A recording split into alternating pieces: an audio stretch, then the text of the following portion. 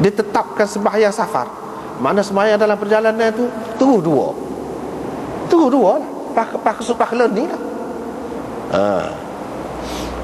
Dan ditambahkan pada sembahyang di tempat seseorang itu duduk dengan tetap.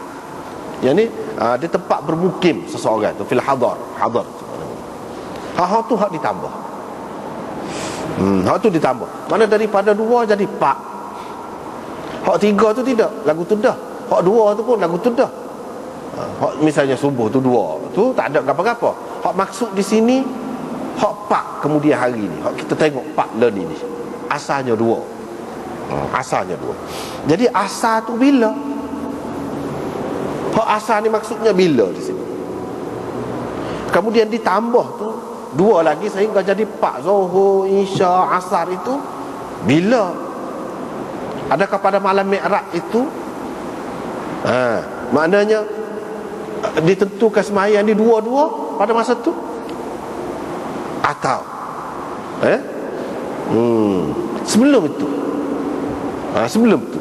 Mana sebelum lagi daripada Mi'raj, sembahyang di 2. Apabila pergi Mi'raj, maka jadinya supah adalah ni. Supah adalah ni. Cumanya sembahyang dalam perjalanan itu tetap 2 seperti sebelum Mi'raj. Kalau kita kata selepas Mi'raj, maknanya pada Mi'raj tu terima 2. Kecuali hak maghrib, hak subuh tu memang 2 dah. Hak zuhur, asar dan isyak ni 2. Lepas tu tambah ni bila Nabi SAW berhijrah ke Madinah. Itu ada beberapa pendapat. Tak apalah. Kita tengok di sini.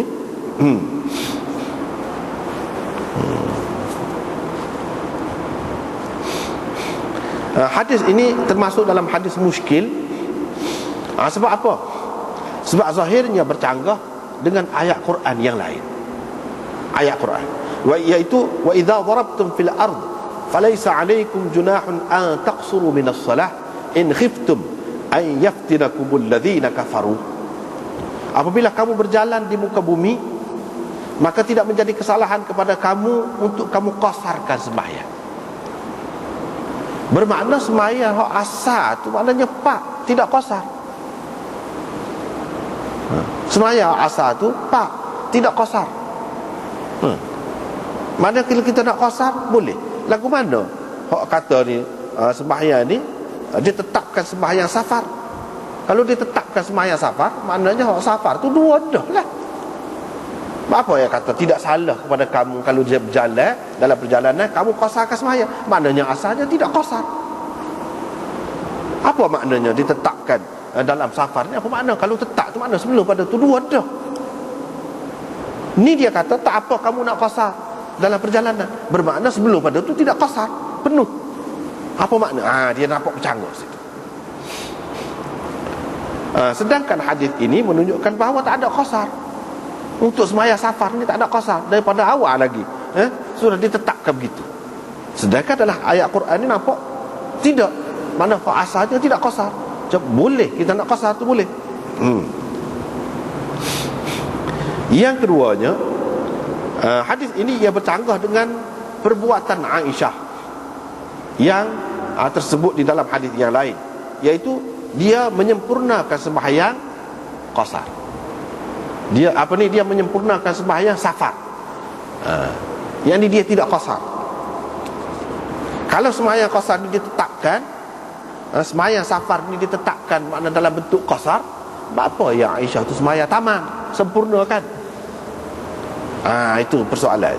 Mana sudah tetap dalam lagu ni, apa dia sembahyang tamam? Itu yang kedua. Maka jawapannya ialah hak kata tak apa kamu nak qasar ini bukan berkenaan dengan sembahyang safar, tetapi berkenaan dengan sembahyang khauf. Cerita lain. Sembahyang syiddatul khauf dalam keadaan ketakutan tak apa nak qasar, walaupun tidak musafir pun. Itu ceritanya. Nak qasar pun tak apa, tak qasar pun tak apa. Ini bukan kena mengena dengan safar. Hak safar tu hak kata ditetapkannya. Hak safar tu memang tetap dah lagu tu. Kalau tetap dah apa ya banyak mazhab ni, Malik, Syafi'i, Hanafi, gapo semua ni, apa ni bukan Hanafi, Ahmad gapo, dia kata sembahyang safar ni boleh, nak qasar pun boleh, nak sembahyang tamam, sembahyang yang sempurna pun boleh juga. Dah kalau sudah tetap dah sembahyang safar ni, maknanya dalam bentuk qasar, apa yang boleh juga tu demo tu kata. Itu timbul juga persoalan di situ.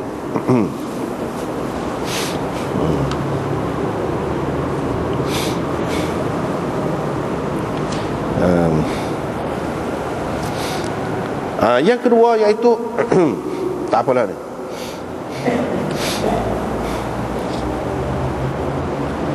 Dia ada dua tadi kita sebut hak kata sembahyang ni difardukan dua rakaat. Kalau kita nak kata hak fardu ni bila? Bagi orang yang kata sembahyang ni difardukan sebelum daripada Mi'raj lagi, tapi bukan hak 5 waktu. Sembahyang pagi dan petang. Sembahyang pagi dan petang. Hak tu dia kata. Dia terima kata hak tu difardukan. Maka sembahyang ni dulu hak dulunya dua rakaat. Maknanya hak petang tu asar tu pun hak 4 rakaat tu 2 juga. Setelah pergi Mi'raj, itu ditambahkan pada masa tu. Itu satu. Tetapi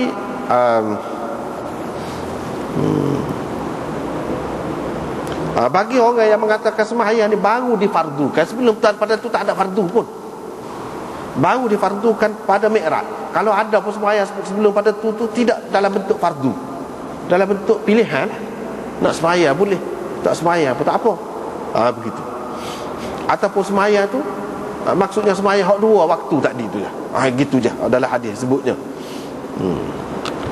Dia kata pada malam Mi'raj itu difardukan 2 rakaat.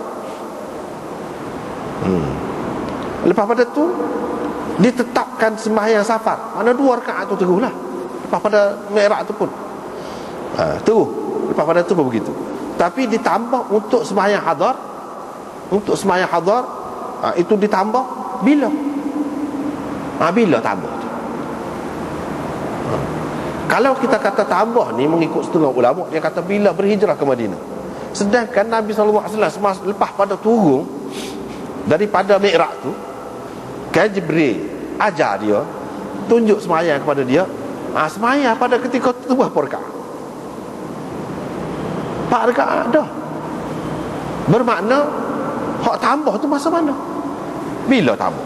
Kalau kita kata masa Mi'raj tu terima, iaitu 2 rakaat belakang. Hak safar pun 2, hak hadar pun 2. Bila tambah tu masa bila tambah? Hak ulama kata selepas berhijrah ke Madinah baru tambah, baru jadi 4 hak zuhur gapo tu. Macam mana hak Jibril mari ajar Nabi sallallahu alaihi wasallam semaya tu sebelum pada hijrah ke Madinah lagi. Hak dia ajar tu 4. Zuhur 4, asar 4. Tak dapat tidak, mereka ini dia kena kata tambah tu iaitu selepas Nabi sallallahu alaihi wasallam turun. Turun. Jadi hak pada masa Mi'raj tu dia sebut tu sembahyang 5 waktu, bukan rakaat. Rakaat itu diajarkan, ditunjukkan oleh Jibril. Maknanya selepas tu dah. Ini mengikut pendapat yang kedua. Tetapi pendapat pada ana hak lebih kuatnya, iaitu hak 2 rakaat ni sebelum Mi'raj lagi. Selepas Mi'raj tu lagu tu dah supaya ada ni. Apabila turun mari tu Jibril pun tunjuk sembahyang supaya ada ni. Maksud ditetapkan sembahyang safar yang supaya sebelum Mi'raj. Dan ditambahkan untuk sembahyang hadar ni, maknanya pada masa Mi'raj tu situ ditambah. Yang ni jadi 4 rakaat. Hak sebelum pada tu sembahyang asar tu 2 rakaat, jadi 4 rakaat pada masa Mi'raj. Hak tu pendapat yang paling baik pada anda lah, pada pandangan anda.